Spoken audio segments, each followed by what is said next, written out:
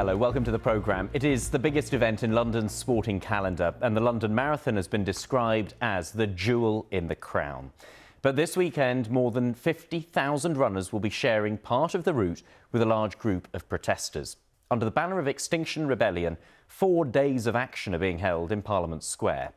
The umbrella group has vowed not to disrupt the race, but there are some concerns over other activists. Let's find out more from Victoria Hollins, who's in Parliament Square for us this evening. Victoria. Ben, picture this, and it is hard in this wind and rain here this evening, but this area of Westminster will be home to a huge camp of up to 20,000 people, we're told, over the next 4 days from tomorrow. Extinction Rebellion holding this umbrella group organisation. They say they described it as about pickets, performers and protests. Now, this is the point right behind me where around 50,000 runners on Sunday taking part in the London Marathon will be cheek by jowl with these protesters. Now, Extinction Rebellion, as we all know, are no strangers to disrupting central London. We saw it back in 2019 and also in last year as well, when there were 10 days of action in central London, bringing all sorts of disruption. But Extinction Rebellion have said that when it comes to the marathon, they will not disrupt it. They've been talking to organisers and the police for around 6 months, we're told. But there are some concerns about essentially a splinter group, Just Stop Oil, and what they might be planning for this weekend. They spoke to the BBC earlier on today and refused to rule out action during the marathon.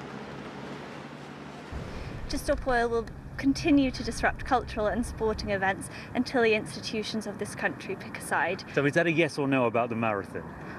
All I can say today is that we will continue to disrupt cultural and sporting events. And Victoria, how confident are the organisers that the event won't be disrupted? Well, they say that they've been, as I say, in talks for quite some time with the people who are setting up the protest for the next 4 days or so. But they have stepped up security amid fears that other groups might try and protest. They're all too aware of what happened at the Crucible and the Snooker World Championships, of course, and the racing as well recently. Now, although Extinction Rebellion have said that they won't disrupt things, they did say to me on the phone earlier on today they will not be actively weeding out protesters. They won't be doing the police's job for them.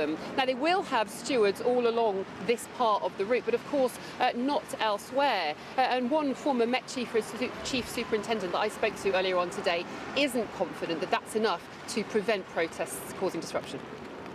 If you look at Extinction Rebellion as an organisation, it's made up lots of different organisations. I don't think they have the discipline to manage those individuals.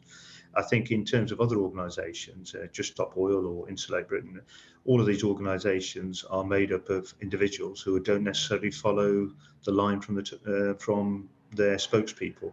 So I think all of it is very, very disparate.